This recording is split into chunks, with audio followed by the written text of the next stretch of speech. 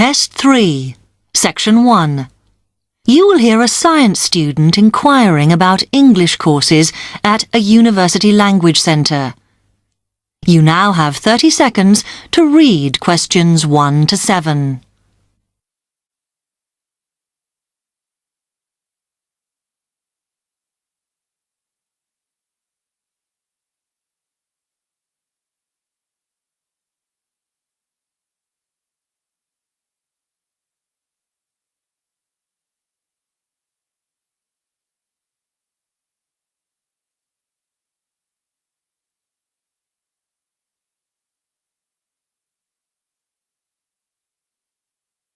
Hi, I've come to ask about the English courses you run for international students. Oh, right. I assume you're a student at the university. Yes, I've just started. Okay. Well, we've got a range of courses. It depends what you think you need and how much. We can't run everything at the same time, though. So, for example, in this first term, we are just doing a writing course. I see. That sounds quite useful. What else is there? Some of the courses only run for single terms, and we tend to focus on what students have difficulty with. That means we don't usually do speaking courses, but next term you can do listening. Oh. That'll help you with lectures and things. Our provision is all based on what the majority of our international students need. So, is everything term-based? There's nothing that you run all year? Well, let's have a look. Yes, there is a class for vocabulary and grammar every term. That's for everybody, but it's split into 3 or 4 levels. And what about in the holidays? We don't do anything during the winter or spring break. Oh. But over the summer, there's just general classes because that's what most students want. A bit of everything. Okay, quite a variety then. I'll have a think about what I really need because I haven't got much time. Do you have about 20 students in each class, the same as our science seminars? We try to keep it at about 12 and certainly not more than 15. It's important for language classes. They're very different from your normal courses. Right. And how much are the classes? The rate varies depending on how many hours you attend, but you shouldn't have to pay. Usually, the department will fund you and even sort out which classes you need. Brilliant. It would be quite useful for me to have a certificate to take back to my country.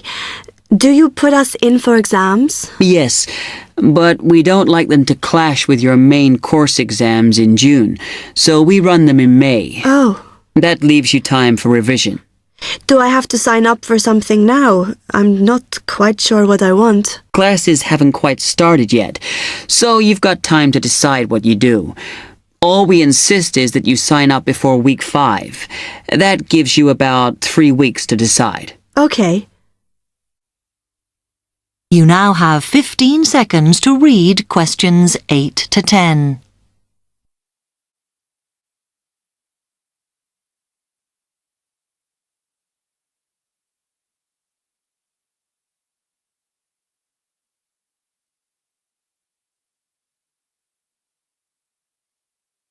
Then, when you've made up your mind, you need to come back here to the administration office to enroll. What do I need to bring with me when I enroll? My identity card, I guess. Yes, or your passport. Then you'll be given a registration form, which you'll have to show to the teacher when you have your first class. Okay. And should I ask my tutor about which classes I should do then? Yes. Then you get a note from him and give that to the desk when you register. Can I use the computers here as well? Yes, you'll be given a password when you go to your first class, so remember to bring a disk with you to save your work on, as you won't be allowed to save it on the hard drive. Okay. Will I need anything else? Dictionary? We've got loads of those here that you can borrow, but you'll need a notebook as we don't provide paper or files. Okay. Thanks.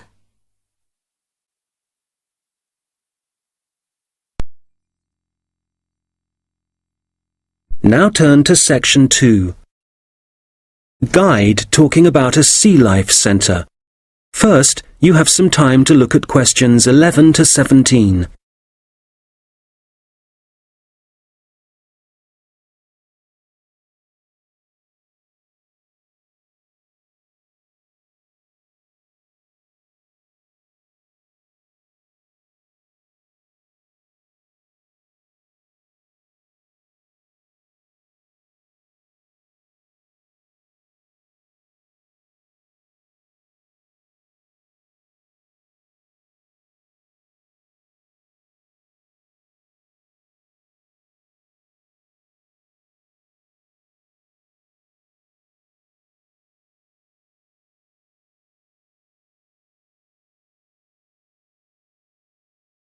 Okay, so hi everybody and welcome to the Sea Life Centre.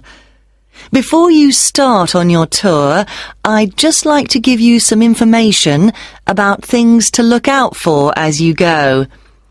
Well, first of all, I guess some of you may have been here before and may be surprised to see the name has changed. We're not called World of Water anymore. Since the beginning of this summer, we've been renamed, and we've also made a few other changes. However, the main attractions like the aquarium, the crocodiles, the penguins and so on are still here.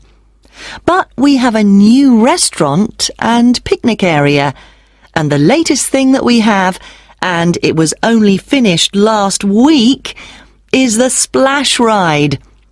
This is an exciting new area of the centre and is pretty scary, and of course you do get a bit wet, so make sure you're not wearing your best clothes. As I said, the main attractions are still here, and the most popular thing that everyone wants to see is feeding time, especially for the crocodiles and the seals. We used to have the main feeding time in the afternoon at around 3 p.m. But we found that some of the animals got a bit hungry waiting until then, and so we now have it at noon. They seem much happier with the new time, although it's a bit difficult to know what they're thinking. Now, I'd like to mention something new that we've introduced this year that we're very excited about. It's called a VIP ticket.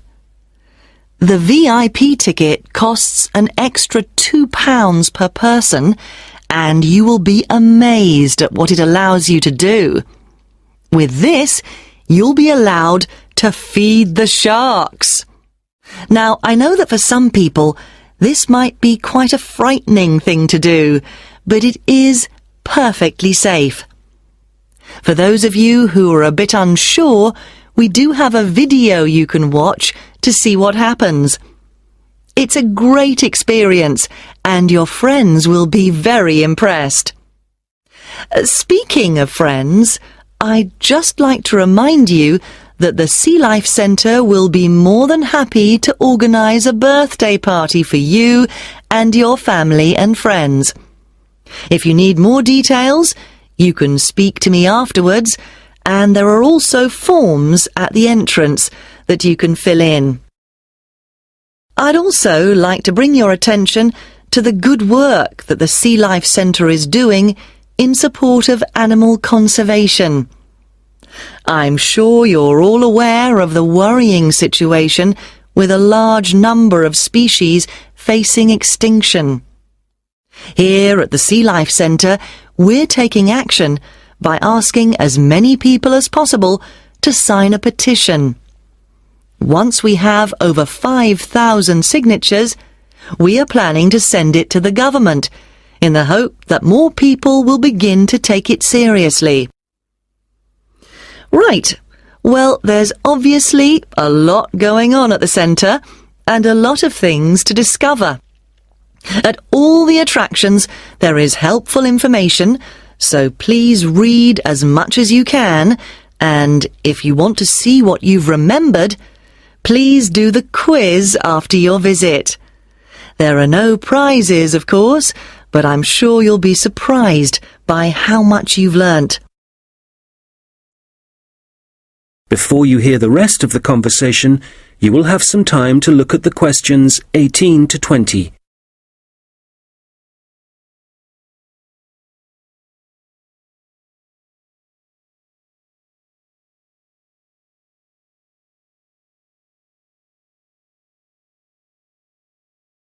Now listen and answer questions 18 to 20. So, before I leave you all to start your tour, I've just got a few tips. There are a large number of attractions, and you may not have time to see them all. Of course, there are the old favourites like the aquarium and the crocodile cave, but if you don't have time to see everything, make sure you visit Turtle Town, which is beyond the aquarium and the seal centre. This is very special and has a large number of endangered species, and as it's at the far corner of the Sea Life Centre, it often gets overlooked. I also have to apologise for the Penguin Park. This has needed some urgent work to be done, and so will not be open for the next week. We're very sorry about this, but I'm sure you'll find the Seal Centre, which is directly opposite it, will keep you entertained just as much, if not more. We're also very busy today, as you may have noticed on your way in. Everyone starts here at the aquarium, but as it's so big, there's no waiting to get in. But today, we're expecting a lot of people to want to see the crocodile cave, as a couple of eggs have hatched out. So expect delays there and, if you like, move on to the Seal Centre first and then go back when things are quieter towards the end of the day. So, I'll leave you now, but if you have any questions, I won't be far away, and have a great time at the Sea Life Centre. That is the end of section 2. You now have half a minute to check your answers.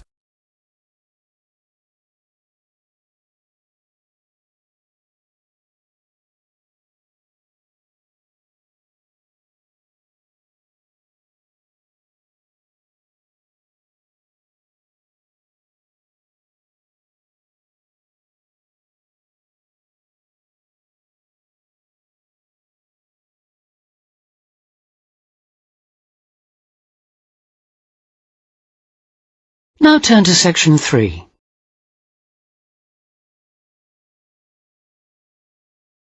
Section 3. Students, Jack and Sarah, talking to their tutor about a presentation they are preparing. First, you have some time to look at questions 21 to 26.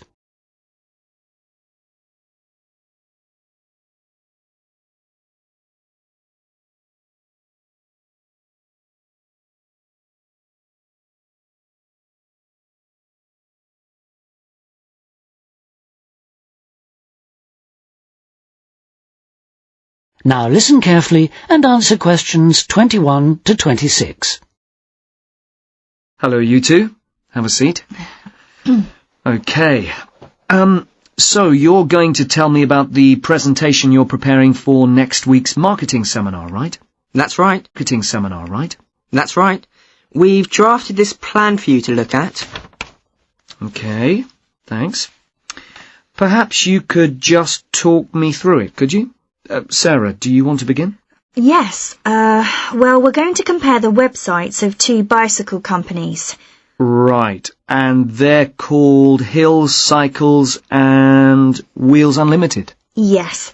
And first of all, we've compared the content of each site and the presentation. Then we've done an evaluation of each one. Okay. And did you find much difference between the two websites, Jack? Quite a bit, yes. Wheels Unlimited has a lot more pages for a start. Both companies show their catalogue. I mean pictures of different models of bike with specifications. And prices? Yes, they're there too, although they list them in different ways.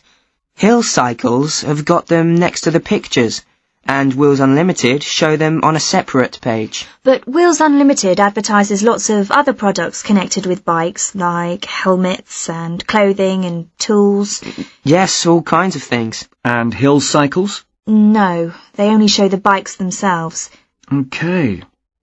Well, is there anything on the Hill Cycles website that Wheels Unlimited doesn't have? Not really. Yes, there is. It's got a little photo of the original shop and a paragraph about the history of the company. It's family-owned. Oh, yes, I forgot about that. Right. That's the content then. And you compared the functions of the two websites, did you? Yes. Hill Cycles doesn't have any facility for online ordering. You have to ring up to order something. That's the only way you can do it. Well, no, you can send off for a paper catalogue with an order form. Oh yes, I suppose so. But with Wheels Unlimited, you can order online or in the conventional ways. That's right. Fine. Okay. And what about the presentation? Did you find any particular differences there, or similarities? What about visuals? As I said, both the sites have got pictures, and they're both quite attractive, but Wheels Unlimited hasn't got any moving graphics. Yes, Hill Cycles has got an animated cartoon at the top of the homepage. Right. Well, it looks as if you've got plenty to talk about. There are other things too, but those are the main things we noticed. Okay, well, you'd better stick to the most obvious differences, because you've only got 10 minutes for the whole presentation, haven't you? And you said you're going to evaluate each site as well, didn't you? How are you going to do that? I mean, what criteria will you use? Before you hear the rest of the talk, you have some time to look at questions 27 to 30.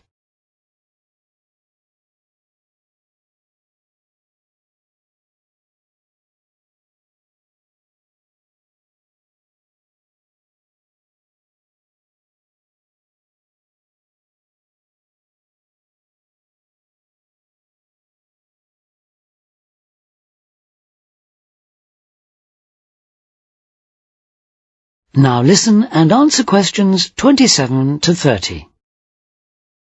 We thought we'd use 3 criteria: how attractive each website is, how user-friendly it is, and how closely it targets its potential customers. Do you think that's okay? Sounds fine, but I'd look at the criteria in a different order if I were you. Because really you've got to look at attractiveness and user-friendliness in relation to the people the website is aiming at. So I'd deal with that criterion first if I were you. Right. What about the timing? Have you thought of that? 10 minutes is very short, you know.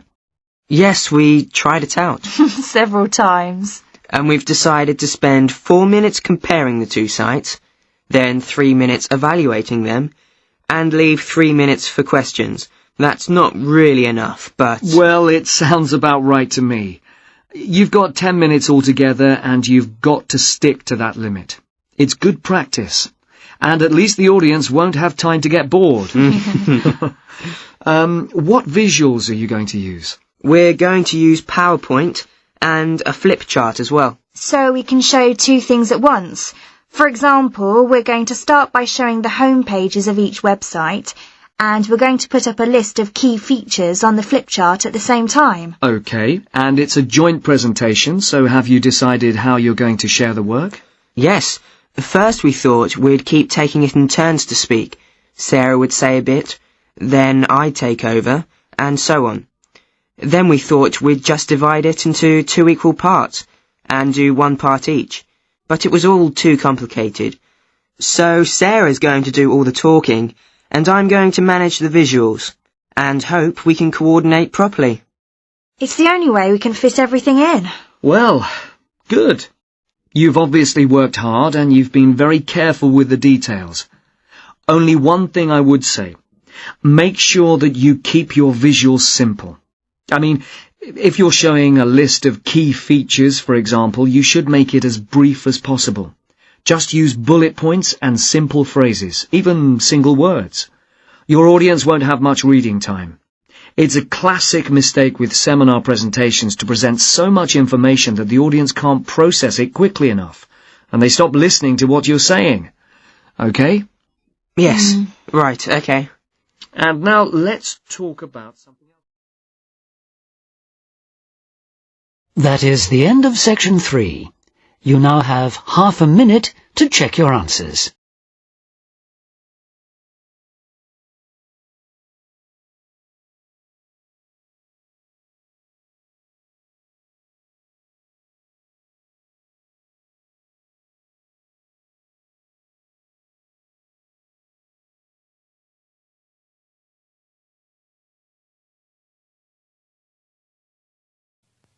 Now turn to section 4.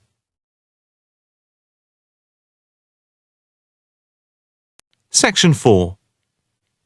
You will hear a talk on the effect of architecture on people's mood. First, you have some time to look at questions 31 to 40.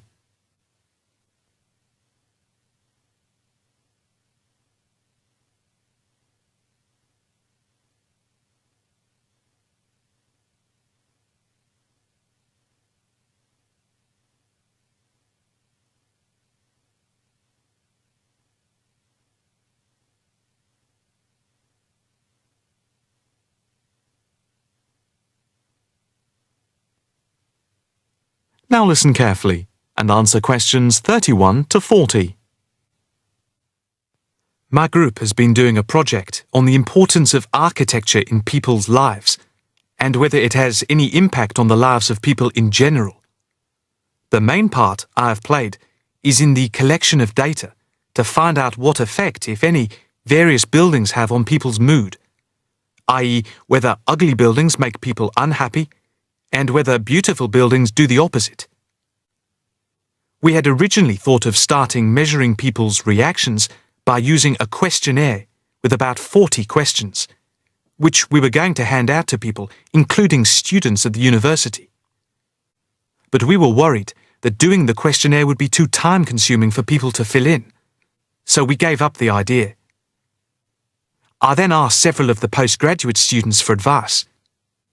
One of them came up with the simple idea of showing people images of various buildings from different eras and styles, instead of giving out the questionnaire, and asking them to indicate how they felt on a scale of 1 to 5 about the images, where 1 was unhappy and 5 was very happy. People would also be given the option of not saying what they felt. Using the scale meant that it would be much simpler to record people's reactions. I decided to follow this advice, and so the first stage was to collect a large number of images. I used Google to print off colour images of views of houses and apartment blocks where people live, and different types of buildings where they work. I started with about 30 or 40, and then reduced them to 10 images. Media resources in the Amory building at the Judd Street branch of the university helped me produce the final images.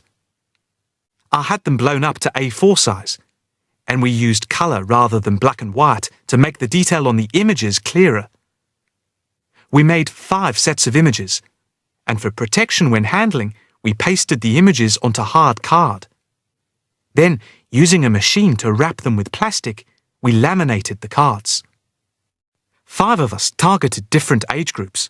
We went to a local school where we obtained permission to ask a group of teenagers between 11 and 18. We also asked a sample of the general public, including tourists from all over the world, as they exited the Tate Modern in London, what they thought. We aimed to ask people from different age groups, namely 20 to 40 and 50 and over. What our group learnt most from the project was first of all the value of teamwork. And secondly, we found that we had to appoint a leader to stop us pulling in different directions and falling apart. So this turned out to be an invaluable lesson for all of us. As to the findings, for us they proved intriguing. In the end, the sample consisted of 311 respondents. I thought initially that people wouldn't be interested in taking part. With the youngest age group, their reaction was very mixed. It was clear that the youngest group had no pattern of preference at all, as they frequently gave no reaction to the pictures. For the 20 to 40 age group, we found that they tended to score more in the middle range, around 3, we found that out of the 3 groups, the most likely to be favourably affected by the images, that is, they were more likely to score the images as 5, were those aged 50 and above.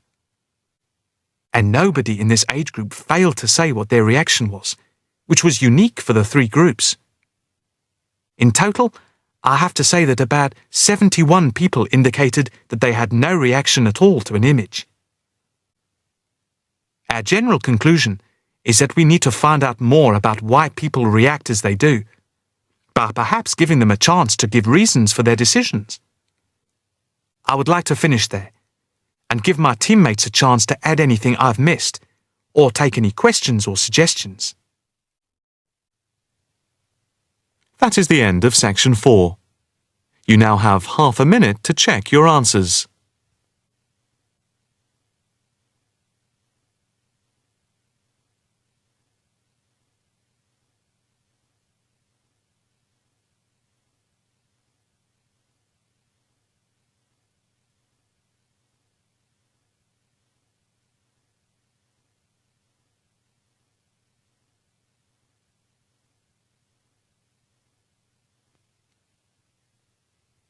That is the end of the listening test. You now have 10 minutes to transfer your answers to the listening answer sheet.